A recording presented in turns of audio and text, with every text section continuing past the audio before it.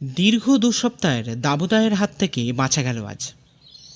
কালবৈশাখীর ঝড়ের ঠান্ডা হাওয়ার শীতলতা গ্রাস করেছে শরীর আর মনকে। ব্যোমকেশ যে কিভাবে এই বিপর্যয়ের মধ্যেও বাঁধের ওপর দাঁড়িয়ে আছে কে জানে। গ্রীষ্মের দাবদাহে কলকাতার ইট সুরকি দিয়ে তৈরি শহরের জঙ্গল থেকে বেরিয়ে আমরা চলে এসেছি ব্যোমকেশের মামার বাড়ি। না, এখানে মামার বাড়ি থাকলেও সেখানে না আছেন মামা, আর না আছেন মামার বাড়ির কোনো সদস্য। সবাই এই মেদিনীপুর জেলার চাইপাট গ্রাম ছেড়ে কলকাতায় আস্তানা গেড়েছেন। তবে দীনময় কাকা একমাত্র যিনি এখনও এই বাড়ির মায়া ছেড়ে যেতে পারেননি, রয়ে গেছেন এই গণ্ডগ্রামে। দীনময় কাকা হলেন মামার বাড়ির পুরাতন ভৃত্য। তবে এতদিন এই বাড়িতে থাকতে থাকতে তিনি এই বাড়িরই একজন অন্যতম সদস্য হয়ে গেছেন। ব্যোমকেশ আর আমি আজ বিকালে গ্রামের বাঁধের ধারে ঘুরতে চলে আসি। দুপুরে গরম থাকলেও মাটির বাড়িতে থাকার দৌলতে গরম ততটা লাগেনি। বিকালের দিকে ব্যোমকেশ বলে, চলো অজিত, একবার বাঁধের ধারটা ঘুরে আসি। বহু পুরাতন স্মৃতি জড়িয়ে আছে ওই বাঁধের সঙ্গে। তাই আমিও বেরিয়ে পড়ি ব্যোমকেশের সাথে। এই জায়গাটার বাম পাশ দিয়ে বয়ে চলেছে রূপনারায়ণ নদ, আর বাম পাশে লোকবসতি, আর এদের ঠিক মাঝখান দিয়ে সীমান্ত বরাবর এগিয়ে চলেছে এই নদী বাঁধটা। এমনিতেই জায়গাটা অত্যধিক সুন্দর, তার ওপর এখানে একটা বিশেষ জিনিস আমার নজর বারবার কেড়ে নিচ্ছে। এখানে বাঁধের ডান দিকে যে সমস্ত বাড়িগুলো রয়েছে তাদের বাড়ি ঢোকার রাস্তাটা কিন্তু ছাদ থেকে। অবশ্যই এর কারণ ব্যোমকেশের থেকে জিজ্ঞাসা করাতে সে বলে, বন্ধুবর, তুমি শুধুই বাড়িতে ঢোকার রাস্তাটাই দেখলে, একবার বাঁধের ধারে বরাবর বাড়িগুলোর একতলার দিকে তাকিয়ে দেখো তো, তাহলেই সব বুঝতে পারবে ভাইয়া। আসলে এখানে আগে খুব বন্যা হতো, তাই গ্রামের মানুষরা রূপনারায়ণের বর্ষার জল থেকে বাঁচতে সবাই মিলেই দোতলার সমান বাঁধ সৃষ্টি করে। তাই বাড়িগুলো নিচু হয়ে যায়, আর অগত্যা ছাদ থেকেই বাড়িতে ঢোকার রাস্তা করতে হয়।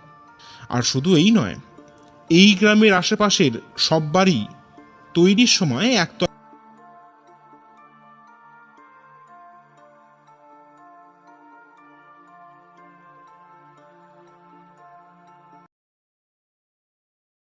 সমান মাটি ফেলে তার ওপর নতুন করে বাড়ি তৈরি হয়। বুঝলেন অজিতবাবু? এবার চলুন একটা বিশেষ জায়গায় নিয়ে যাই। এই বলে ব্যোমকেশ বাঁধের ওপর দিয়ে সামনের দিকে এগিয়ে গেল। অগত্যা আমাকেও যেতে হলো। এবার যে জায়গাটায় ব্যোমকেশ আমাকে নিয়ে এলো, সেখানে না এলে আমার জীবনটাই বৃথা হয়ে যেত। বাঁধের ঢাল ধরে নেমে আমরা পৌঁছে গেলাম নদীঘাটে। সত্যি কি যে ভালো জায়গাটা, তা ভাষায় ব্যক্ত করা যায় না। বিশেষ করে এই ঢালটা, তার চারপাশে সবুজ বনানীতে ভর্তি। এতটাই গাছ সেখানে যে সূর্যের আলো সেখানে প্রবেশ করে না। কিন্তু সব ভালোর মধ্যেই মুশকিল হলো আকাশের উত্তর পশ্চিম কোণে কালো মেঘ জড়ো হয়েছে। শহরে থাকলে এই মেঘ দেখে ভালো লাগলেও এই গণ্ডগ্রামে ফাঁকা মাঠের ধারে নদী বাঁধে ঘুরতে এসে এই মেঘ দেখে মোটেও ভালো লাগছে না আমার। ব্যোমকেশকে বললাম, ব্যোমকেশ, এবার কেটে পড়া যাক, নাহলে এক্ষুনি এখানে বিপদে পড়ে যাব। মাথা গোজার জায়গা কিন্তু কোথাও কি নেই, তাই চলো এবার। ব্যোমকেশ আমার কথায় রাজি হলো, কিন্তু ভাগ্যে বিপদ থাকলে তা খণ্ডাবে কে? রাস্তায় আস্তে আস্তে প্রবল ঝড়ের সম্মুখীন হলাম। কোনো মতে নিজেদের বাঁচিয়ে যখন ঘরে পৌঁছালাম, তখন আমরা দুজনে পুরোপুরি ভিজে গেছি। এখন ব্যোমকেশ আর আমি ঘরে বসে আছি। বৃষ্টি আগেই থেমে গেছে, চারপাশ অন্ধকার। হঠাৎ দীনময় কাকা এসে ব্যোমকেশকে বলে, দাদা বাবু, তোমার সাথে ছোট কর্তা দেখা করতে এসেছেন। ব্যোমকেশ সবাইকে প্রশ্ন করে, ছোট কর্তাটা আবার কে গো? এ গ্রামের জমিদারের ছোট ছেলে বাপ। তোমরা এসেছে শুনে উনি দেখা করতে আসেন, তোমরা এসো। এই বলে দীনময় কাকা বাইরে বেরিয়ে গেল। আমি আর ব্যোমকেশ তারপর বাইরের দালানে বেরিয়ে এসে যাকে দেখলাম তার বয়স 35 থেকে 40-এর ভেতর, পরনে সাদা পাঞ্জাবি আর পায়জামা, চেহারায় জমিদারি ভাব লক্ষ্য করা যায়। ব্যোমকেশ তাকে দেখে নমস্কার জানাতে তিনিও প্রতি নমস্কার জানালেন। আমরা চেয়ারে বসার পর ভদ্রলোক বললেন, নমস্কার ব্যোমকেশবাবু, আমি নগেন্দ্রনাথ রায়, এই চাইপাটের জমিদার গগনেন্দ্রনাথ রায়ের কনিষ্ঠ পুত্র। আসলে একটা দরকারে আপনার কাছে ছুটে আসা ব্যোমকেশবাবু। ব্যোমকেশ হাত দুটো বুকের কাছে মুড়ে বলে, হ্যাঁ, বলুন না। আসলে তারপর আমার দিকে ফিরে ব্যোমকেশকে বলেন, আসলে ব্যোমকেশবাবু, এটা খুবই ব্যক্তিগত ব্যাপার, তাই আপনি নিশ্চিন্তে বলতে পারেন। অজিত আমার বাল্য বন্ধু এবং কাজের সহকারীও বটে। বেশ। আসলে ব্যোমকেশবাবু, আমরা এই চাইপাট গ্রাম আর আশেপাশের কিছু গ্রামের অর্থাৎ রায়চক, রায়দিঘি, তালমিশি, এই কয়েকটা গ্রামের আমরা জমিদার। আমরা জমিদার হলেও মানুষরা আমাদের বাবামশাইকে কোনো রাজার থেকে কম কিছু মানেন না। গ্রামবাসীর সুখ দুঃখের সঙ্গী হচ্ছে আমরা। সব কিছুই ভালোভাবেই চলছিল, বুঝলেন। এই বলে থেমে গেলেন তিনি। ব্যোমকেশ বলল, তাহলে আসলে আমাদের বাড়ির রথযাত্রা একটা উৎসবের মতন ব্যোমকেশবাবু। কিছুদিন আগেই জগন্নাথ দেবের স্নান যাত্রা হয়ে গেছে, আর সামনের কিছুদিনের মধ্যে রথযাত্রাও আছে। তা সব কিছু সুন্দরভাবে আমার তত্ত্বাবধানে পরিচালিত হচ্ছিল। আসলে কি বলুন তো, এবারে আসলে এই প্রথম আমি এই দায়িত্বটা পেলাম, তাই বুঝতেই পারছেন কি যে এক বিষম দায়িত্ব আমার ওপর বদরে আছে, তা আপনাকে কথায় প্রকাশ করতে পারবো না ব্যোমকেশবাবু। ব্যোমকেশ এবার প্রশ্ন করল, আচ্ছা, আপনাদের বাড়ির জগন্নাথ দেব কি রথযাত্রা শেষে আপনাদের বাড়িতেই ফিরে আসেন না অন্য কোথাও? না না ব্যোমকেশবাবু, যাত্রা শেষে আবারও আমাদের জমিদার বাড়িতে ফিরে আসেন আমাদের গৃহদেবতা এবং কুলদেবতাও বটে জগন্নাথ দেব। আবারও উল্টো রাতে গোটা গ্রামের পরিদর্শন করে নিজ মন্দিরে ফিরে যান জগন্নাথ দেব। বেশ, তা তো বুঝলাম, কিন্তু সমস্যাটা কোথায় নগেন্দ্রনাথ বাবু? ব্যোমকেশ এবার চেয়ারে হেলান দিয়ে বলে উঠল, এবার দিনু কাকা চা নিয়ে আসেন, তারপর টেবিলে চায়ের কাপ নামিয়ে চলে যান। নগেন্দ্রনাথ বাবু এবার চায়ে চুমুক দিলেন, তারপর রুমাল বার করে ঘামটা মুছলেন। দেখে বোঝা যাচ্ছে তিনি বেশ বিপদে আছেন, না হলে এই বৃষ্টির শীতল রাতে নগেন্দ্রনাথ বাবু ঘাম মুছতে হতো না। নগেন্দ্রনাথ বাবু এবার বললেন, আসলে ব্যোমকেশবাবু, আমাদের বংশের একটা নিয়ম আছে। কি নিয়ম? আমাদের গৃহদেবতা মানে জগন্নাথ দেব স্নানযাত্রা মিটে যাওয়ার পর ওনার মস্তকে একটা দামি হিরে খচিত মুকুট ধারণ করানো হয়, এবং সেই মুকুট ধারণ করানো থাকে উল্টো রাতের পর্যন্ত। এবং এই স্নানযাত্রার পর জগন্নাথ দেব নিজের মন্দির ত্যাগ করে আমাদের অন্দরমহলের মন্দির অর্থাৎ আমাদের ঠাকুর ঘরে উনি স্থান গ্রহণ করেন।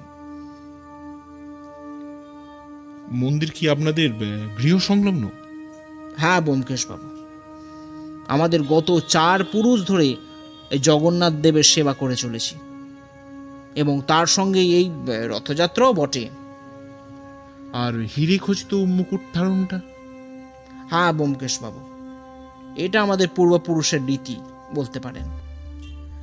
ব্যোমকেশ এবার একটু ভেবে বলে, কিন্তু এখানে আমার কি করার আছে নগেন্দ্রনাথ বাবু, সেটা একটু পরিষ্কার হলো না। আছে আছে ব্যোমকেশবাবু, আছে। আপনাকে যে হীরের কথা বললাম না এতক্ষণ, সেটা চুরি হয়ে গেছে। মানে? হ্যাঁ ব্যোমকেশবাবু, আসলে স্নান যাত্রার পর প্রভু জগন্নাথকে হিরে খচিত মুকুট পরিয়ে আমরা অন্দরমহলের ঠাকুর ঘরে নিয়ে আসি। সব ঠিকঠাকই দেখে আমি ঠাকুর ঘরের দরজা বন্ধ করে দিই। পরদিন সকালে খবর পাই হিরে আর নেই। মানে মুকুটটা তো আছে, কিন্তু তাতে হিরের টুকরোটা নেই। আচ্ছা, আপনার ঠিক মনে আছে যে আপনি দেখেছিলেন? হ্যাঁ ব্যোমকেশ বাবু, শুধু আমি কেন, বাড়ির চাকর বাকররাও দেখেছে, আমার মা দেখেছেন। এবার আমাকে এই মুশকিল থেকে বাঁচান ব্যোমকেশ বাবু। রথযাত্রার আগে যদি হিরে না পাই, তাহলে বাবা মশাই আমাকে ছাড়বেন না, গলা ধাক্কা মেরে বাড়ি থেকে বার করে দেবেন। এই বলে চুপ করে গেলেন নগেন্দ্রনাথ বাবু। ব্যোমকেশ প্রশ্ন করল, আচ্ছা, আপনি পুলিশ জানাননি? একদমই নয় ব্যোমকেশ বাবু, বাবা মশাইকে জানানো যাবে না। উনি জানলে আমায় একবারে আস্ত রাখবেন না, আর তাছাড়া গ্রামবাসীরও আমাকে গ্রাম ছাড়া করবে। তবে মা পুরো ব্যাপারটা জানেন। আপনি এই গ্রামে এসেছেন শুনে আমি ছুটে আসি আপনাকে এই ব্যাপারটা খুলে বলার জন্য। এবার আমাকে বাঁচান ব্যোমকেশ বাবু। ব্যোমকেশ কিছুক্ষণ চুপ থেকে বলে, ভারী বিপদে ফেললেন নগেন্দ্রনাথ বাবু। সময়ও খুব কম, তার উপর তদন্ত লুকিয়ে করতে হবে। বেশ, একবার আপনাদের বাড়িটা ঘুরে দেখতে হবে নগেন্দ্রনাথ বাবু। বেশ, তো কালকেই আসুন না, আর সময় থাকলে লাঞ্চটা ওখানেই করবেন। তবে একটাই কথা ব্যোমকেশ বাবু। আমাদের পরিচয় গুপ্ত রাখতে হবে, তাই তো? হ্যাঁ ব্যোমকেশ বাবু। বেশ, আপনি নিশ্চিন্তে রাজবাড়ি ফিরে যান। কাল সকালবেলা আমি আর অজিত পৌঁছে যাব। আমাকে বাঁচালেন ব্যোমকেশ বাবু। তাহলে এবার আমি আসি, নমস্কার। এই বলে ভদ্রলোক বেরিয়ে গেলেন। ব্যোমকেশকে দেখলাম চেয়ারে হেলান দিয়ে সিগারেট ধরাতে। আমি বললাম, কি ভায়া, কি বুঝলে? ব্যোমকেশ সিগারেটে ধোঁয়া ছেড়ে বলল, খুব বিপদ ভাই অজিত। নগেন্দ্রনাথ বাবুকে তো নিশ্চিন্তে বাড়ি ফিরতে বললাম, কিন্তু এদিকে আমার যে চিন্তা অনেক গুণ বেড়ে গেল। এসব ছাড়ো, তুমি কিছু বুঝতে পেরেছো কি? না ভায়া, এই হীরের টুকরো নিয়ে কোনো কিছুই আমি বুঝতে পারছি না। তবে এবার আমার দিকে ঝুঁকে পড়ে ব্যোমকেশ বলে, তবে হীরে খুঁজে না পেলে তোমার আমার গর্দানটা যে চলে যাবে, সেই বিষয়ে কোনো সন্দেহ নেই অজিত। এই বলে হাসতে থাকে ব্যোমকেশ। আমি মনে মনে ভাবতে থাকি, ব্যোমকেশ যতই আমাকে ভয় দেখাবার চেষ্টা করুক না কেন, এই হিরে যে রথযাত্রার আগে এসে খুঁজে বার করবে, সেই বিষয়ে আমার কোনো সন্দেহ নেই। এখন সকাল 9টা বাজে। আমি আর ব্যোমকেশ পদব্রজে বেরিয়ে পড়ি চাইপাট রাজবাড়ির উদ্দেশ্যে। সত্যি, এত বড় রাজবাড়ির অন্দরমহলে কখনো ঢোকার যে সুযোগ পাবো, সেটা ভাবতেই পারা যায় না। সবই সম্ভব হয়েছে ব্যোমকেশের জন্য। ব্যোমকেশের মামার বাড়ি থেকে রাজবাড়ি পৌঁছাতে আমাদের সময় লাগলো মিনিট 10। সত্যি জমিদার বাড়িটা কিন্তু লাজবাব। বাড়ির সামনেই ডান দিকে লক্ষ্য করলাম জগন্নাথ দেবের বিশাল বড় মন্দির। তবে সেখানে দৌড় বন্ধ। তারপর লোহার গেট টেনে ভেতরে প্রবেশ করলাম। গেট থেকে গাড়ি বারান্দা বরাবর নুড়ি পাথর বিছানো রাস্তা দিয়ে হেঁটে যখন দরজার সামনে পৌঁছালাম, তখন দেখলাম নগেন্দ্রনাথবাবু বাড়ির ভেতর থেকে বেরিয়ে আসছেন। আমাদের কাছে এসে বললেন, নমস্কার আপনাদের, আসুন আসুন, ভেতরে আসুন। তবে মনে আছে নগেন্দ্রনাথ বাবু, আমরা আপনার বন্ধু, কলকাতায় থাকি, রথযাত্রার মামার বাড়ি আসি, তাই এখানেও চলে আসি। নগেন্দ্রনাথবাবু স্বস্তি নিঃশ্বাস ফেলে বললেন, বেশ, আমাকে বাঁচালেন, তাহলে আসুন। প্রথমে আমাদের বৈঠকখানায় বসতে বললেন। তারপর সেখানে বসার সঙ্গে সঙ্গে কিছু জলযোগ চলে এলো। নগেন্দ্রনাথবাবু বললেন, ব্যোমকেশবাবু, আপনারা প্রথমে সামান্য জলযোগটা একটু সম্পন্ন করুন, তারপর ঠাকুরঘরে নিয়ে যাওয়া যাবে। এত খাবার দেখে আমি হতবাক হয়ে যাচ্ছি, কোনটা খাবো আর কোনটা বাদ দেবো। এমন সময় এক বৃদ্ধা ভদ্র মহিলা দরজার গোড়ায় এসে দাঁড়ালেন। নগেন্দ্রনাথবাবু এগিয়ে গিয়ে কী সব কথা বললেন, তারপর মহিলা ওখান থেকে চলে গেলেন। নগেন্দ্রনাথবাবু আমাদের কাছে আসতে ব্যোমকেশ প্রশ্ন করল, আপনার মা? হ্যাঁ ব্যোমকেশবাবু, আসলে মা কারোর সঙ্গে কথা বলেন না, ওই আপনাদের খোঁজটুকু নিয়ে চলে গেলেন। তা আমার প্রশ্নের কিছু উত্তর দেবেন তো? আমাকে ক্ষমা করবেন ব্যোমকেশবাবু, কিন্তু মাকে সব থেকে একটু দূরে রাখলেই ভালো। বেশ, আপনি যখন বলছেন তখন তা না হয়। এই বলে ব্যোমকেশ চুপ করে গেল।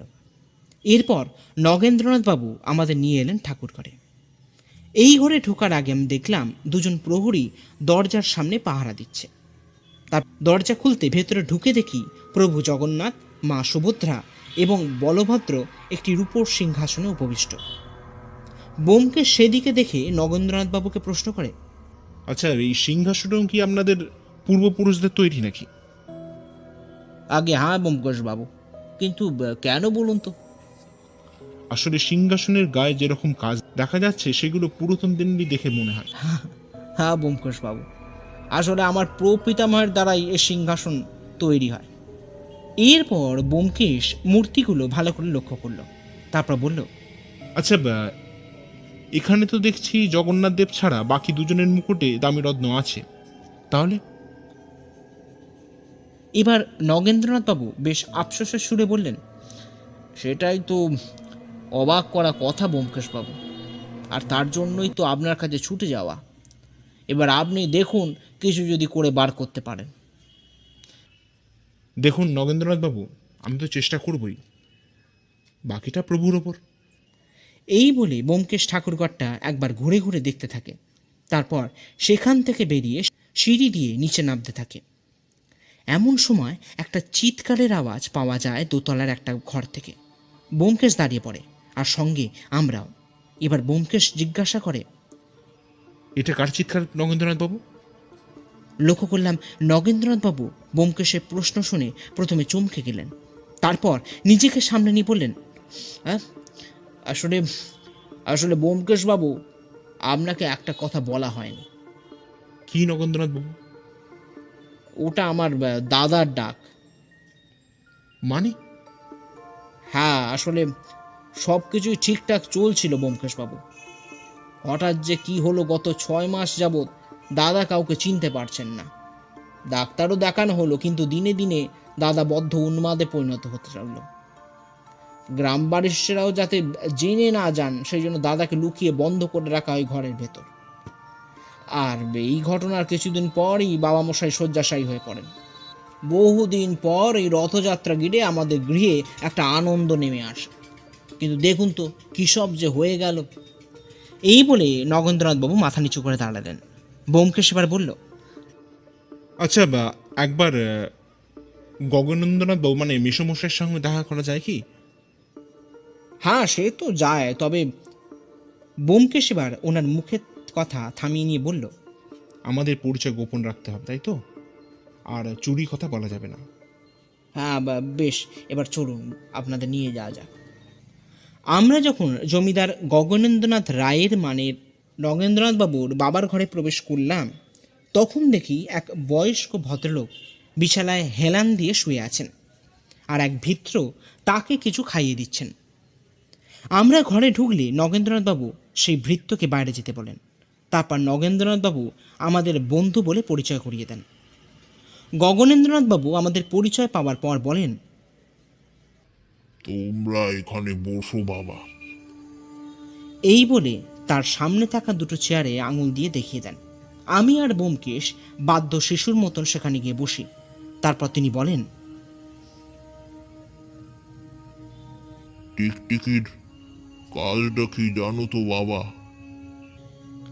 ব্যোমকেশ প্রথমে অবাক হলেও তারপর নিজেকে সামলে সামান্য মুচকি এসে বলে, ভারী উপকারী জীব মেসমশাই, মানুষের উপকার করে।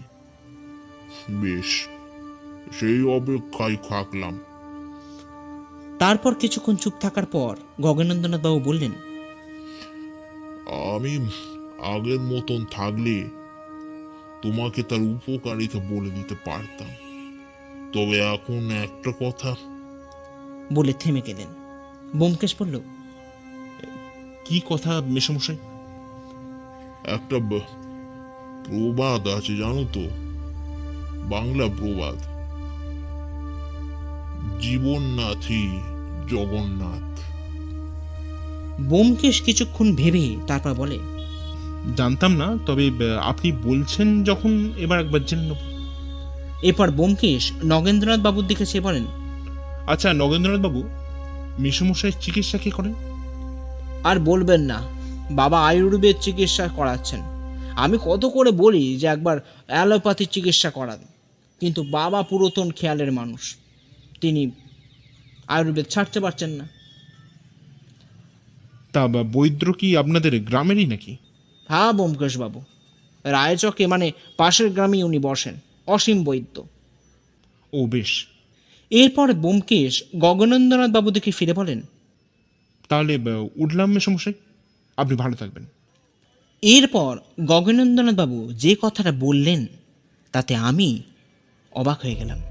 তিনি বললেন, আমার ভালো থাকা আর খারাপ থাকা নির্ভর করছে ওই দেবাদি দেবের ওপর। উনি যদি একটু কৃপা দৃষ্টি দেন তাহলে। উনি চুপ করে গেলেন। আমরা ওখান থেকে বেরিয়ে পড়লাম। আমি আর ব্যোমকেশ এখন বাঁধের ওপর দিয়ে হাঁটতে হাঁটতে চলেছি।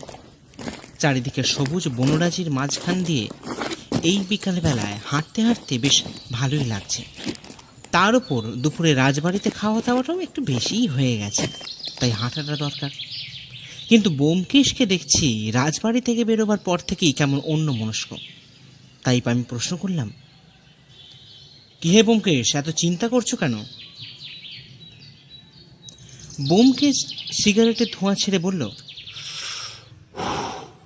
অজিত, কিছু বুঝতে পারছি না ভাই, কিছু বুঝতে পারছি না অজিত। এমনিতেই সময়টা এত কম, তার উপর এত রকমের ধাঁধা। আমি অবাক হয়ে প্রশ্ন করলাম, কিসের ধাঁধা ব্যোমকেশ? এই প্রশ্নের পর ব্যোমকেশ আমার দিকে হাঁ করে তাকিয়ে থাকে। তারপর বলে, তুমি কি মজা করছো নাকি অজিত? না সত্যি তুমি কিছু বুঝতে পারোনি? কি বুঝবো ভাইয়া? এবার ব্যোমকেশ মাথা চাপড়ে বলে, সত্যি অজিত, তুমি না আমার বন্ধু, এইটুকু ব্যাপার ধরতে পারলে না? কি ব্যাপার? আরে গগনেন্দ্রনাথ বাবু আমাকে 3টে ক্লু দিলেন, তার 2টো আমি ধরতে পেরেছি, কিন্তু 3 নম্বরটা আমি ধরতে পারছি না। আমি এবার মাথা চুলকে বললাম, কিন্তু ভাইয়া, তুমি বুঝেছো খুব ভালো হয়েছে, তো দয়া করে যদি এই এই মানুষটাকে একটু সাহায্য করতে। অজিত, গগনেন্দ্রনাথ বাবু কি কি বললেন বলো তো, তোমার মনে আছে? ওই তো টিকটিকি, দেবাদিদেব, এইসবই তো বলছিলেন। ঠিক বলেছ। এখানে টিকটিকি হলাম আমি, আর আর দেবাদিদেবও আমি। আমি একটু ভেবে বললাম, ও আচ্ছা আচ্ছা, ব্যোমকেশ মানে তো মহাদেব, আর টিকটিকি সত্যান্বেষণ অজিত, সত্যান্বেষণ। আমি এবার অবাক হয়ে বললাম, তার মানে উনি বুঝে গেছেন তুমি। অজিত, সেটাই তো লাগছে, কিন্তু কিভাবে? আর সবচেয়ে বড় আশ্চর্যের ব্যাপার হলো ওনার 3 নম্বর কথাটা। কোনটা বলো তো ব্যোমকেশ? ব্যোমকেশ এবার রূপনারায়ণের ঘাটের পাশে দাঁড়িয়ে বলল, জীবননাথী জগন্নাথ, এর মানে কি অজিত? আমি লক্ষ্য করলাম পরন্ত সূর্যের আলোর ছটায় রক্তবর্ণ ধারণ করেছে ব্যোমকেশের মুখ। আমি জানি না এই প্রবাদের মানে কি, কিন্তু এটা জানি ব্যোমকেশ ঠিক এই রহস্যের সমাধান করবে। এবার ব্যোমকেশ হঠাৎ বলে উঠল, চলো একবার বৈদ্যের কাছ থেকে ঘুরে আসা যাক। এই বলে সে রাস্তার দিকে পা বাড়ালো। অগত্যা আমিও এগিয়ে চললাম। আমরা যখন পৌঁছালাম তখন বৈদ্য দরজায় তালা চাবি দিচ্ছেন। আমাদের দেখতে পেয়ে দাঁড়িয়ে পড়লেন, তারপর বললেন, এখন চেম্বার বন্ধ, কাল সকালে এসো বাবা। ব্যোমকেশ নিজের পরিচয় দেওয়াতে বৈদ্য চেম্বার খুলে আমাদের ভেতরে নিয়ে যান। তারপর আমরা চেয়ারে বসতে বসতে বৈদ্য বলেন, তা আমার এখানে সত্যান্বেষণের কি দরকার? ব্যোমকেশ মুচকি হেসে বলে, আসলে গগনেন্দ্রনাথ বাবুর বিষয়ে একটু কথা ছিল আপনার সাথে। অত দয়ালু একটা লোক আজ শয্যাশায়ী, কি যে খারাপ লাগে। কিন্তু ওনার এরকম অবস্থা হলো কি করে? বৈদ্য কিছুক্ষণ ভেবে তারপর বললেন, প্রায় 1 বছর আগেকার ব্যাপার হবে হয়তো। কর্তামশাই বুকের ব্যায়ামও দেখা যায়, তা কিছুদিন চিকিৎসার পরে উনি সুস্থ হয়ে ওঠেন, কিন্তু তারপর যে কি হলো, ওনার হাঁটা চলাই বন্ধ হয়ে গেল। আমি এবার অবাক হয়ে প্রশ্ন করলাম, মানে? চিকিৎসা উনি সাড়া দিচ্ছিলেন, শরীরও ভালো হয়ে যাচ্ছিল, কিন্তু কিছুদিন পর থেকেই ওনার চলার শক্তি লোপ পেয়ে যায়। আর এখন তো এই বলে চুপ করে গেলেন বৈদ্যমশাই। ব্যোমকেশ এবার বলে, বেশ, আমরা তাহলে আজ আসি, পরে দরকার হলে আবার আসা যাবে। আমরা ওখান থেকে বেরিয়ে কিছু দূর এগিয়েছি, অমনি ব্যোমকেশ আমাকে বলে, অজিত, তুমি আবার বাড়ি ফিরে যাও। দিনময় কাকাকে বলবে তেলে ভাজা ভাজতে, আর আমি একটু পরে আসছি। এই বলে সে গডমট করে সামনের দিকে হেঁটে চলে গেল। সত্যি ব্যোমকেশ যে কখন কি করে কিছুই বোঝা যায় না। সন্ধ্যা 8টা বেজে গেছে। ব্যোমকেশ আসছে না দেখে আমি গল্পের খসড়াটা নিয়ে বসেছি, কিন্তু কিছুতেই মন লাগাতে পারছি না। হঠাৎ পেছন থেকে ব্যোমকেশের গলার আওয়াজ পেলাম। কি বন্ধুবর, গল্প এগোলো নাকি ভেবেই চলেছ? আমি প্রশ্ন করলাম, কোথায় গিয়েছিলে ব্যোমকেশ? সেটা পরে বলবো, আগে বলো তো তেলে ভাজা কিছু রেখেছো নাকি সবই? না না, আছে আছে, আমি নিয়ে আসছি, দাঁড়াও। এই বলে আমি চেয়ার থেকে উঠতে যাব, ব্যোমকেশ বলে উঠল, ওসব ছাড়ো, এখন রাতে খেয়ে নেবো। আগে বলো তো আজকের ঘটনায় তুমি কি বুঝলে? আমি বললাম, দেখো ব্যোমকেশ, আমি না সত্যি কিছু বুঝতে পারছি না, সব কেমন তালগোল পাকিয়ে যাচ্ছে। ব্যোমকেশ এবার বলে, জীবননাথই জগন্নাথ অজিত, জীবননাথই জগন্নাথ। এই বলে সে চুপ করে গেল। আমি প্রশ্ন করলাম, মানে ব্যোমকেশ? না ছাড়ো, আর চলো তাড়াতাড়ি খেয়ে নিতে হবে। কেন? পাহারা দিতে হবে অজিত, পাহারা দিতে হবে। এই বলে সে বেরিয়ে গেল। আমি অবাক হয়ে রইলাম। রাত 9:30 ব্যোমকেশ হাতে টর্চ নিয়ে বেরিয়ে পড়ল। সত্যি ব্যোমকেশ যে কি করে! খাওয়া দাওয়া শেষ করে আমি উঠোনে খাটিয়ার ওপর বসে আছি। আজকের দিনটা খুব ব্যস্ততার মধ্যে কেটে গেল। ব্যোমকেশ এখন কি করছে, কোথায় আছে, কি করবে, আমি কিছুই জানি না।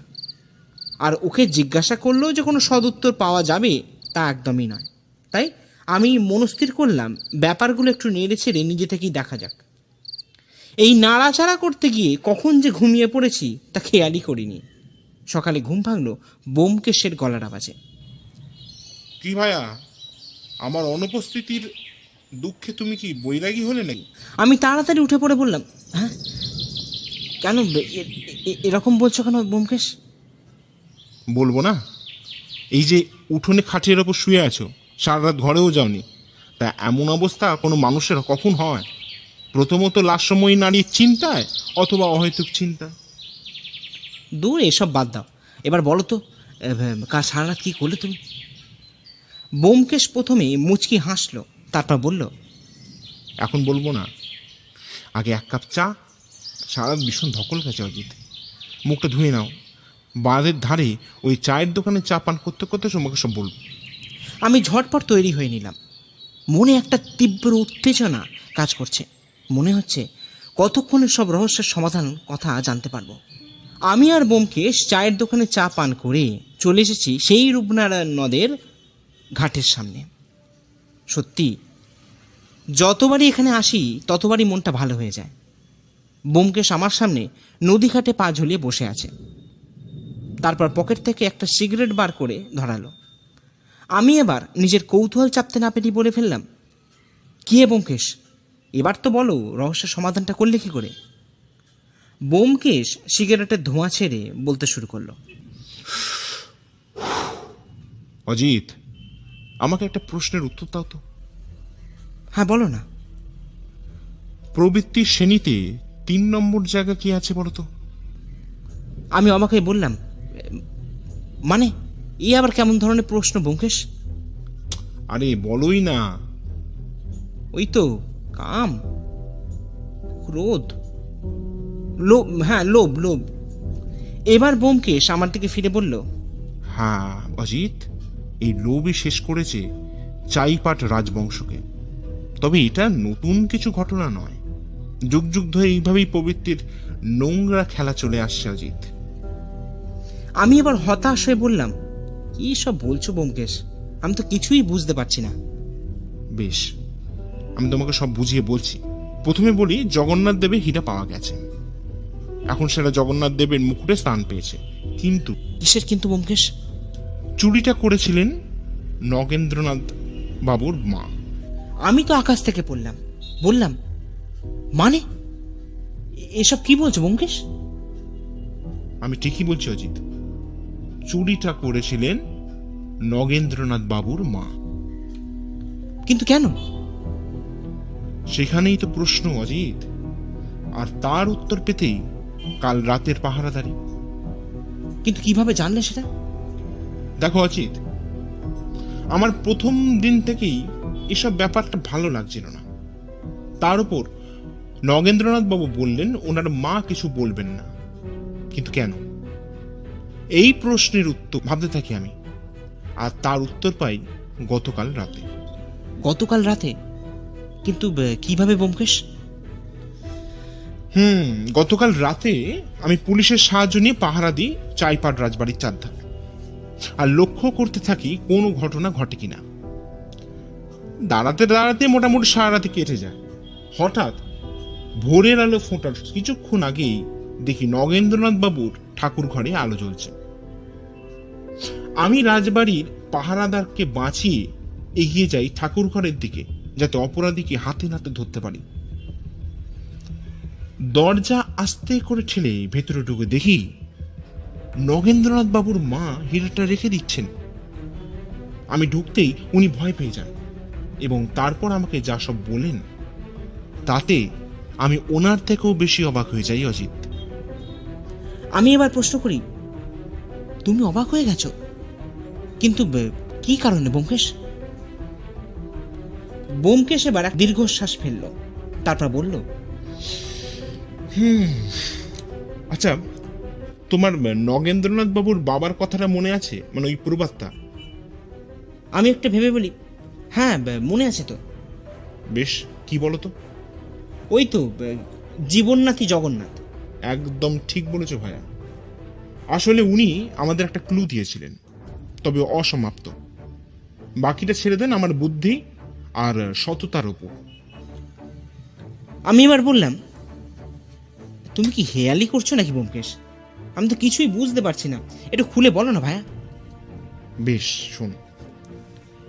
গগনেন্দ্রনাথ বাবু মানে নগেন্দ্রনাথ বাবুর বাবা, এই পঙ্গু দশা করেন নগেন্দ্রনাথ বাবু নিজে। মানে? হ্যাঁ অজিত, নগেন্দ্রনাথ বাবুর মা আমাকে বলেন, আর এও বলেন নগেন্দ্রনাথ বাবুর দাদা মাথার ব্যামোর পেছনেও নাকি নগেন্দ্রনাথ বাবুর হাত আছে। কি নাকি একটা ওষুধ ওনাকে খাইয়ে ওরকম অবস্থা তৈরি করেছে। গগনেন্দ্রনাথ বাবু এবং তার স্ত্রী মানে নগেন্দ্রনাথ বাবুর বাবা এবং মা এসব জানতে পেরে যান। তাই গগনেন্দ্রনাথ বাবুকে রোগের চিকিৎসার অজুহাতে বিষাক্ত গাছে শেকড় খাইয়ে দেন নগেন্দ্রনাথ বাবু, আর তিনি তাতেই পঙ্গু হয়ে যান। কিন্তু এসব করে ওনার লাভ কি ব্যোমকেশ? ওই যে বললাম ভাইয়া, লোভ। জমিদারির দায়িত্ব পাওয়ার লোভে প্রথমে দাদাকে মানসিকভাবে রোগী করে তোলেন, তারপর গগনেন্দ্রনাথ বাবু বাধা দিলেও তাকেও পঙ্গু করে তোলেন, আর মাকে শাসিয়ে দেন যাতে মুখ বন্ধ রাখে। এদিকে নগেন্দ্রনাথ বাবুর মা এসব অন্যায় মেনে নিতে পারেন না, তাই ওই রথযাত্রায় পুরনো প্রথাকে হাতিয়ার করি প্রতিশোধ নিতে চান তিনি। পরে নগেন্দ্রনাথ বাবু সব বুঝতে পেরে যান, আর ওনার মা কিছু ঘটার আগেই হিন্দিটা যথাস্থানে রেখে দিতে চান, আর এই সত্যান্বেষীর চোখে পড়ে যান। কিন্তু ব্যোমকেশ, বৈদ্য কি এসবের সঙ্গে যুক্ত নাকি? ব্যোমকেশ আমার কথা থামিয়ে বলে, আরে না না, উনি কিছুই জানতেন না। ওনার ওষুধ দিয়ে যাওয়ার পর সেই ওষুধ পাল্টে দিতেন নগেন্দ্রনাথ বাবু, ব্যাস, শর্টে শর্টাং। কিন্তু সব তো বুঝলাম ব্যোমকেশ, ওই প্রবাদটা ছাড়া। ব্যোমকেশ এবার হাসতে হাসতে বলে, তুমি এখনো বোঝনি অজিত, জীবননাথই জগন্নাথ। এখানে জীবননাথ মানে যিনি তোমার জীবনকে লালন পালন করছেন, আর জগন্নাথ মানে তো তুমি জানো। এখানে নগেন্দ্রনাথ বাবু তার জীবননাথ মানে তার পিতা গগনেন্দ্রনাথ বাবুর সাথে যেরূপ অন্যায় করেছেন সেটা শাস্তির যোগ্য। উপরন্তু তিনি জগন্নাথের হিরে না পেয়ে ভক্তের পরিচয় দেওয়ার জন্য লাফিয়ে ওঠেন। তাই নগেন্দ্রনাথ বাবুর কথা তুলে ধরার জন্যই ওই প্রবাদের দরকার বোধ করেছিলেন গগনেন্দ্রনাথ বাবু। এই বলে ব্যোমকেশ তাকিয়ে থাকে নদীর জলের দিকে। আমি মনে মনে ভাবতে থাকি, কি করে সন্তানরা পারে তাদের পিতামাতার সঙ্গে এরকম ব্যবহার করতে? যারা জন্ম দিলেন, শিক্ষা দিলেন, তাদেরকেও আঘাত করতে হাত কাঁপে না এই সমস্ত সন্তানদের? তারপরই নজর পড়ে ব্যোমকেশের দিকে, আর ভাবি, এই জন্যই ব্যোমকেশের মতন সত্যান্বেষী দরকার প্রকৃত শিক্ষাটা কি সেটা চোখে আঙুল দিয়ে আমাদের দেখিয়ে দিতে। আর এটাই তো ধর্মের মূল কথা।